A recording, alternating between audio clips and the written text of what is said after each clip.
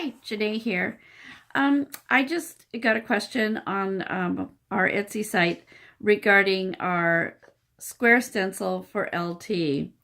Our Leuchtturm stencil is geared for the dots or the grids that are in the Leuchtturm 1917 A5 notebook, which is what this is. So there's that. And I just wanted to let you know why we came up with this. We have lots of square stencils. We have one that has an assortment of squares that are all cutouts. And then we have this one. And then we have another one that's like a stackable square, which is the same idea as this one. But the squares on that one, I couldn't get to match the grid in the LT. So I wanted to go ahead and create one that did. So what I've done is I've created two halves of a square. So this is even numbers. So this would be 4 of the squares or a dot pattern here.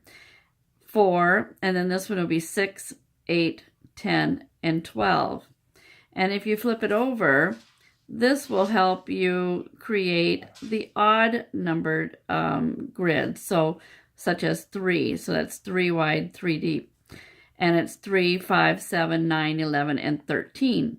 So the reason I did this is a lot of people say, oh, I just wish I had a stencil I could put a grid pattern or squares on easily into my bullet journal.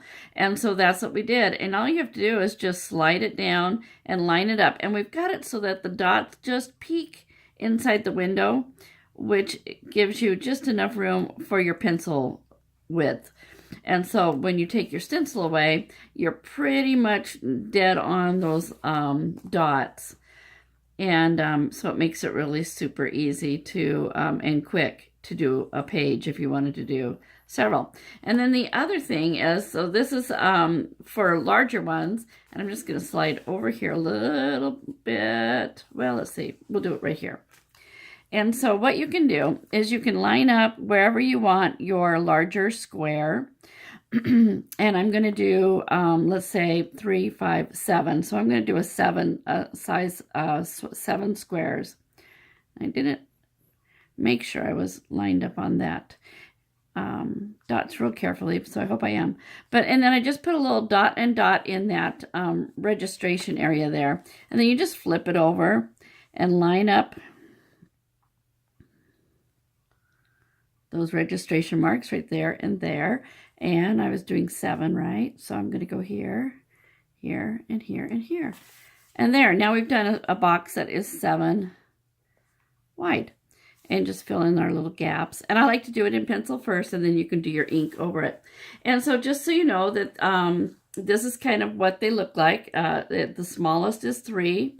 The largest one on this stencil is 13. So 13 squares. And then I did do a page here that I used the larger side, the 4, where it has 4 in the center. Boy, I'm not speaking very clearly today.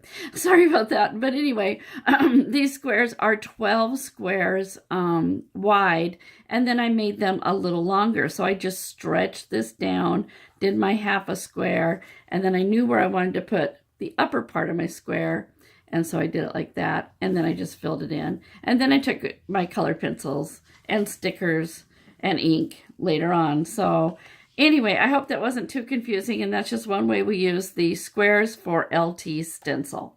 Thanks. Bye.